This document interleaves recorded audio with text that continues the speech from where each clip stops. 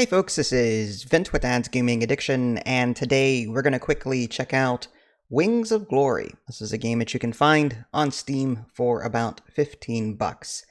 I will stress that we have played this game before. Last year when it first released, Idly and I did a comprehensive video, played a couple of games with the AI. As it stands right now, unfortunately, the game appears to have been abandoned. There hasn't been an update since last year, and there are no online games to play with anybody, not that I would anyway, but just the fact that there haven't been any patches, it's kind of, I don't know, saddening. So you can play solo with AI. There's like 4 different scenarios: dogfight, bombing run, bullets in the sand, reconnaissance. Each one will award you points based off of different criteria.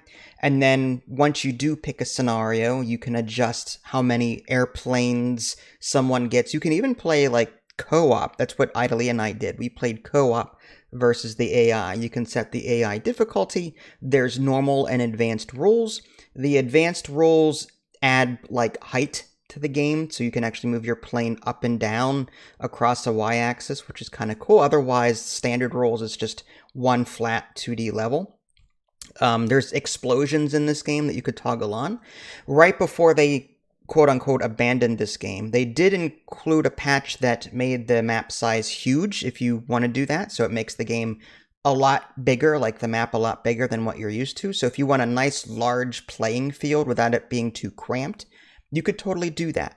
Now, one complaint I do have with the game is, like, when it first released, I could understand that there were only like 4 planes to choose from for like each of the 2 factions. It's very unfortunate that they haven't expanded upon that. There was so much potential here to add more planes, more weapons, more aces.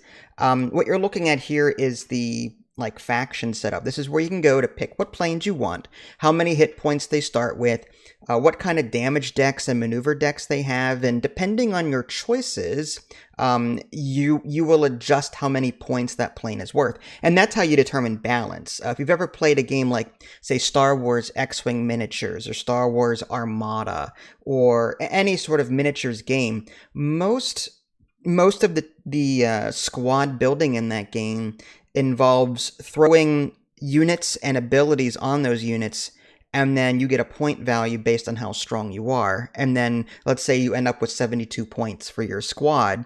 That's a good indicator as to how, how much more powerful your squad will be compared to someone else's build. Well, the same thing here. The ace abilities are also another thing that you can adjust. You can pick like various special abilities to add, but of course they add to your battle points. So the more powerful that you make your team, the more you should probably add to the AI team as well, although you don't have to. I love that the game lets you create a completely unbalanced map or match where, you may have 400 points versus the AI's 200, and that gives you time to get used to the game. So if you've played any sort of like X-Wing miniatures like game, typically there's like a maneuver phase, and what you're doing in this game is you're picking a series of maneuvers, and you all sort of like enable these maneuvers at the same time. You're going to pick a total of 3 maneuvers, and if you're playing the simple or the normal rule set, then you don't have to worry about height or anything like that. However, some planes will have maneuvers that require you to like use a straight maneuver after you use it. Like there's a stall maneuver, which is like just go a little straight, but it stalls you, so you can't do it again. There are certain limitations to what maneuvers you can perform in a row. But once you're close enough to the enemy, you'll just fire automatically at them, and you'll deal a damage card. And there's a damage deck that each plane has based on your choice when you're setting up your team. And there's damage deck A, damage deck B, and damage deck A does more damage than damage deck B. And if you've got special abilities, like for example sniper, you will deal 2 cards and pick which one you want to give to your opponent.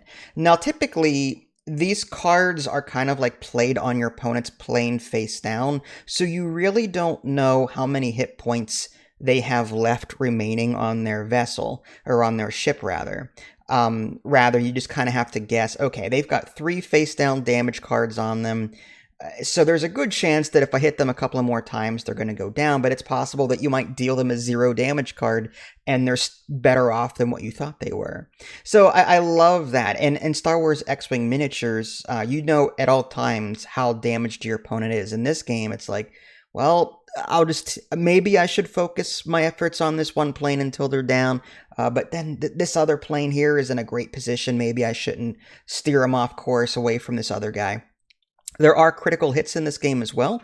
Like, sometimes you'll get, like, these great effects, like, oh, the pilot is injured, so they can't do this for a turn.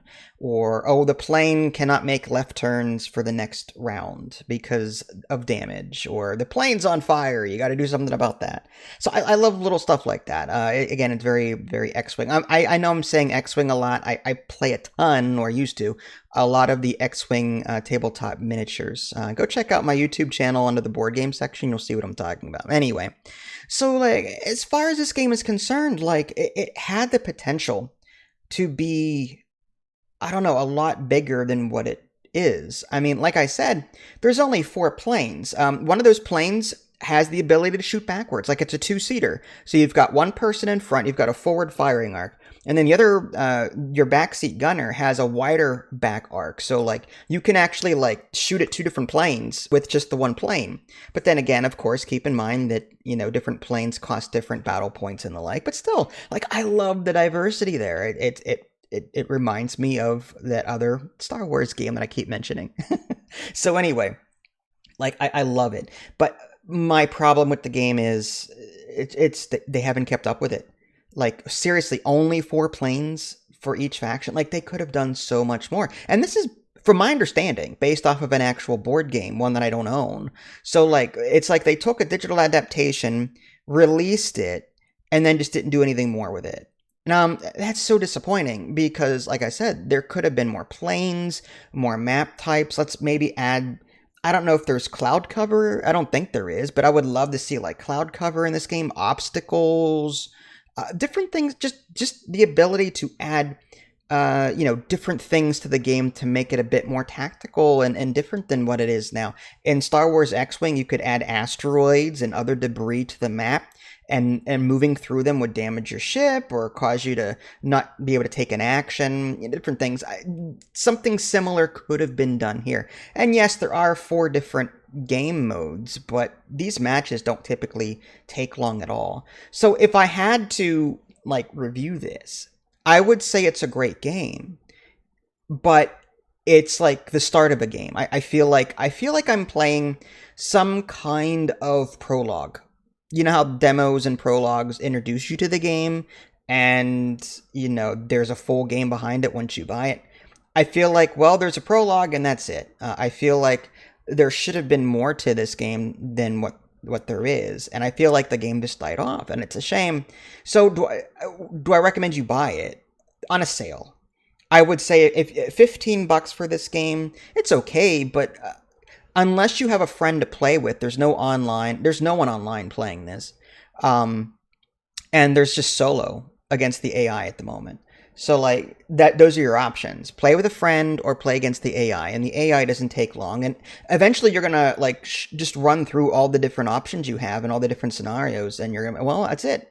What else is there to do, you know? So I would recommend this game on, like, a 50% off sale during the next sale, whenever that happens to be. But I like it. I like the game. I wanted to see more. And it's unfortunate the developers didn't follow through on that. It's a bummer. Well, with that being said, this is Vince. Thanks for watching, and I will catch you all next time. Take care.